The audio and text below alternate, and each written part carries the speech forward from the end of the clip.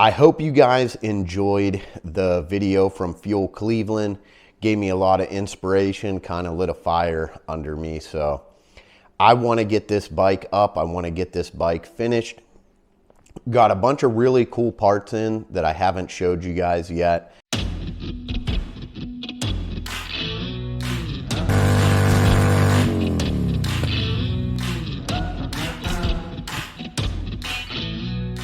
Most of the people buying these bikes hardtail them if they're going to make a chopper. A lot of people will stretch out, they'll rake out the front end, delete the front brake, all that stuff. I'm doing a completely different style build than that. I'm not deleting any of the front brakes. Actually, I'm adding more brakes. So one of the biggest things that I purchased for this bike that's gonna make a huge difference with it going forward is I got some Brembos. So I was able to actually purchase Brembos. They're from a touring model. I'm going to be running dual disc front brakes on this Sportster. I'm also going to be running dual Brembos. So I got a lot of parts that I'm going to be sending out to powder coating. I just kind of wanted to update you guys here as to what this build is going to turn into.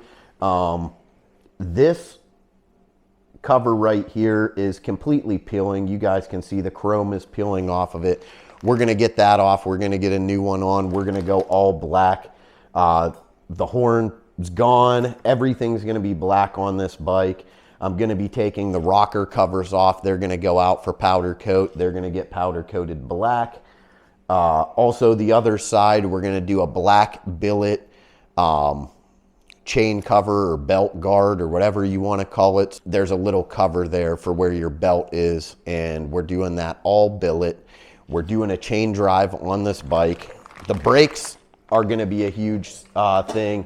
Got the swing arm right here, got the swing arm mounting kit over there. Also, I kind of wanted to show you guys these because these are what I'm most happy about. So a lot of people talk about suspension on motorcycles and they all update the rear suspension. Super easy upgrade. The rear suspension, honestly, is for your comfort as a rider. So anything you do to the rear of this bike is what's gonna cushion those hard bumps, the stuff that you're feeling in your lower back, in your butt, lower legs, when you're hitting big bumps and you're feeling the road actually underneath you. That's your rear suspension. The front suspension is more for control and stabilization. So you're going real fast on the highway and you're switching over lanes. Say you're on like a 2-lane road and you're passing somebody and there's rumble strips in the middle. You're gonna feel those a lot when your front goes over it. So one of the biggest upgrades I felt that I could do to the Sportster, since I want to make it more of a performance bike. Oh, sorry, this is the first time I'm opening these so you guys can actually see them. We went with Harley Davidson. These are OEM adjustable front suspension. So unlike your normal suspension that's found on like 90% of motorcycles, because Harley Davidson only really had these on motorcycles for about 5 or 6 years, and then they quit doing the adjustable front suspension. Now, a lot of people will tell you that this adjustable front suspension is way better than any aftermarket drop-in cartridge kit that you can get. They are Showa, they're premium, so you can dampen or stiffen your ride to however you like. There's also a little more adjustability on these front forks. So you have things like this adjustable valve down here that you don't have on a traditional Harley Davidson front fork leg. So this is a 49 millimeter. This is off of a 2010 Dyna Super Glide. And you can see there's nothing on the top. It's just pressed down. Whatever spring tension it is the amount of comfort and the amount of control that you get on the bike itself. No adjustability down at the bottom. You can't control your ride at all with those. These ones here, on the other hand, are a 39 millimeter. These are going to be absolutely perfect. They're going to fit 100% perfect right up here. And they're going to have Brembos on the front. So this bike is going to perform extremely well. It's going to stop extremely well. And it's going to look badass. So anything that you see me do to this bike from here on out is going to be all performance related. That's what I want to do with this bike. I got a gasket kit over there. I got the axle. I don't know if you guys can see, but I got the wheels for it. So the bearings are getting pulled out of these wheels here this week. Tires are coming off. They're going to get sent out to powder coat. But I need to get a couple other parts off this bike first. I want to paint these lowers. I want to paint these lowers black, lower sliders black. I think it would look really great on here, but I don't know. This might just look badass because you never get to see one of these in good condition. 90% of the time you see them, they're painted. Guys paint them to cover up any of the imperfections on them. You never see them this clean. So I might just polish these. I might polish these to like a mirror finish. Wheels are coming up next. We got to take off all the covers on this bike, and we got to send all the covers out to get powder coated. We're also going to tear this front end apart because these bars are garbage. They're coming off. The riser is garbage. I hate that riser. It's probably one of the worst risers that I've ever seen on a motorcycle. So that's coming off. We're going to do probably some, I might do 8-inch TC Bros pullbacks and then a 2-inch tracker bar. Not sure. I might stay with a 6.5-inch pullback and then do a 2-inch tracker bar. So the seat is in the mail. Got a bunch of other parts coming for it.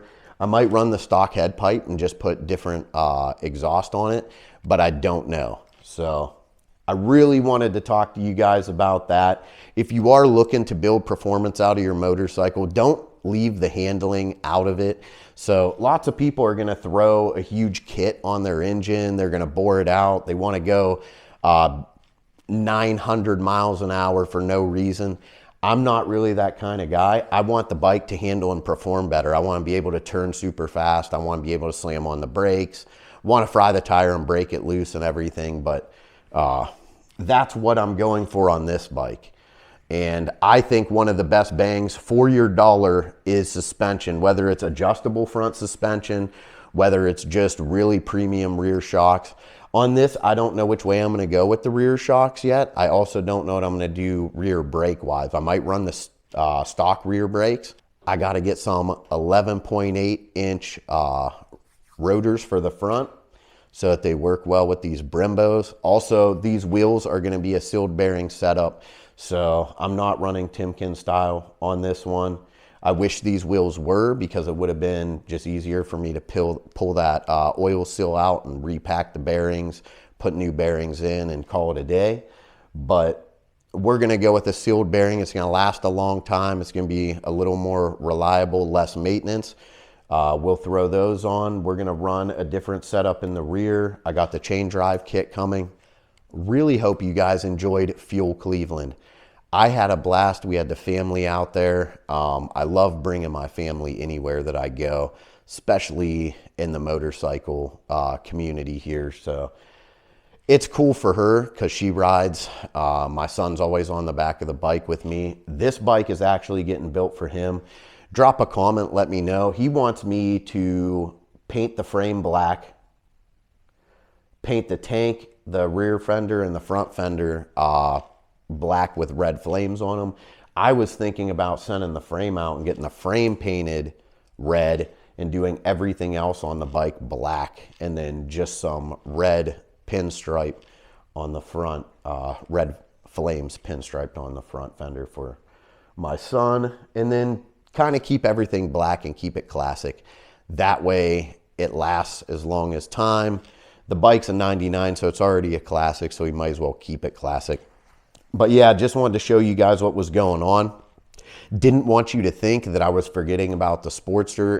Gotta get out in the garage when we can and enjoy the most, make the most out of the time that you do have. So, all right, you guys, next time you see this bike, I should have all the covers out and should have them at powder coat, and We're gonna start tearing into this engine because I really want to look at the heads. I want to look at the valves, want to look at the springs, make sure everything looks good, everything's clean inside there. Also want to see what cams are in it because I'm not sure. So we might do a lot of real fun stuff with this bike. I'm gonna be taking my time on it. I do want to have it done by, say, this time next year, but we'll see what happens. I got the Silver Lowrider S to ride every single day. So this is kind of just a project on the side, but I wanted you guys to really see what parts I'm putting on it because I'm super excited about these parts. I really want to see how this comes together and how it looks. So stay tuned. The next videos will be even better.